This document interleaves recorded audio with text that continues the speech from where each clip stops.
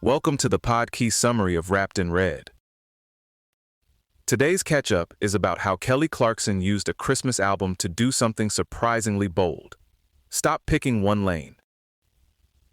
Wrapped in Red let her move through pop, soul, jazz, country, and rock without having to argue about labels. And it also gave her one of the rare modern holiday songs that actually broke through. It's a record with big vintage production, a wider emotional range than the usual tinsel-and-cocoa mood, and a rollout that turned the whole thing into a seasonal event. One of the most interesting things here is that Clarkson chose a Christmas record on purpose, because it gave her freedom.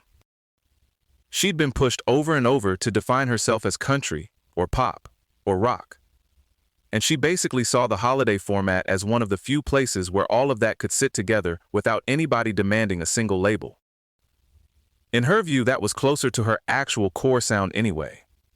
The idea was simple. Serve the song in front of you, instead of forcing every track under one commercial genre umbrella. That's a big part of why the album mixes 16 tracks, including 5 songs she co-wrote and a set of standards. The familiar material gives listeners a way in, and the originals show how broad her voice and instincts really are. A lot of the record's identity comes from Greg Kurstin, who shaped it around a pretty rich set of references: a Charlie Brown Christmas, White Christmas, Mariah Carey, Reba McEntire, and Phil Spector's A Christmas Gift for You. That's a fun list, because you can hear how it opens the door to sweetness, swing, country warmth, and huge pop drama all at once. Kurstin's jazz training mattered too. He studied under Jackie Byard, and that seems to have helped keep the arrangements from settling into plain contemporary pop autopilot. The Phil Spector influence is especially clear in the dense, echo-heavy production. Kurstin recreated that wall of sound feel by layering instruments like mellotron and Chamberlin and recording them from a distance, which is part of why songs like Wrapped in Red feel so full and glowing. Clarkson also recorded all of her own background vocals, so in a real sense, she became her own choir. That came out of her childhood choir experience, and it gives the album a bigger, more unified vocal presence. And the sessions were stacked. Jazz and soul players, a chamber orchestra, horns, and Nashville recording resources. So the album can swing from pop to jazz to country to Memphis, soul, and still feel like one world instead of a playlist with commitment issues. Another reason the record holds together is the image at its center: red. Clarkson tied that color not just to Christmas, but to love, lust, envy, pain, and beauty, which quietly expands the emotional range of the whole album. So this isn't just a one-note holiday smile. There's romance in it, but also longing, insecurity, and that weird intensity the season can bring out in people. You can hear that in the originals. Every Christmas looks back at her earlier loneliness and her fear of staying alone. Winter Dreams, which is also called Brandon's song, flips that perspective and turns Christmas into a season that feels brighter and more alive because of her relationship with Brandon Blackstock. The title track came from a scene in Love, actually. Specifically, that unrequited love confession energy, which is not exactly the usual sleigh bell setup. And then 4 Carats goes in a different direction and deliberately crosses the vibe of Santa Baby with Madonna's Material Girl. It's a good example of how these songs borrow familiar holiday archetypes and update them without sounding stiff about it. Critics really zeroed in on those 5 originals as the album's key advantage, and Billboard later went even bigger, calling them the reason Wrapped in Red was the best Christmas album of the 21st century so far.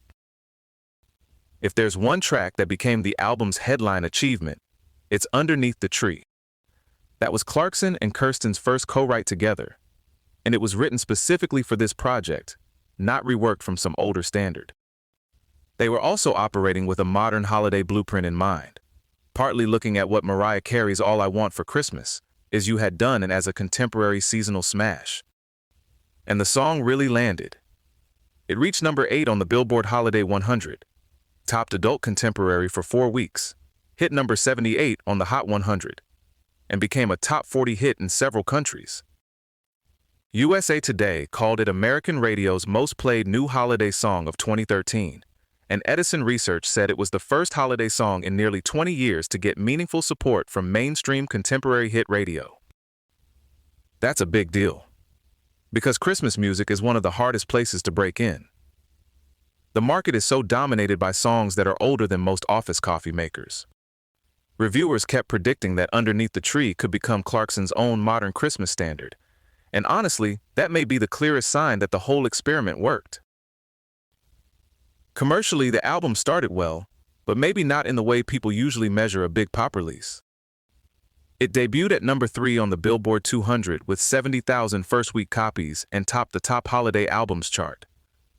That was well below the first-week number for Stronger, which had opened with 163,000. But holiday albums play by different rules, and the category itself was already shrinking, down 3.8% in 2012. So the bigger story was momentum. Wrapped in Red grew as the season did. It sold 131,000 copies during Thanksgiving week, then 136,000 after the NBC special aired. It also stayed in the Billboard 200 Top 10 for 9 straight weeks, which became Clarkson's longest top 10 streak there for a studio album. By the end of 2013, it was the best-selling Christmas release in the United States, with more than 763,000 copies sold that year alone. By September 2017, it had reached 942,000 U.S. copies, and it picked up platinum certification from both the RIAA and Music Canada. RCA clearly understood that this needed to feel bigger than just an album drop.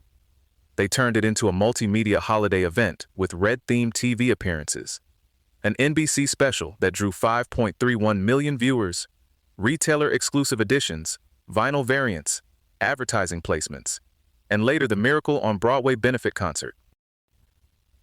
That strategy matched the record itself. It wasn't trying to be a side project tucked into December. It was built to feel like a full seasonal world. So the lasting appeal of Wrapped in Red is that it pulled off a tricky combination.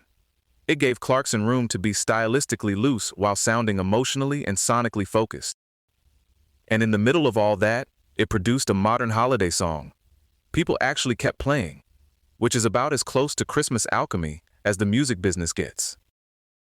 This episode was generated by Podkey. Create your own at podkey.fm.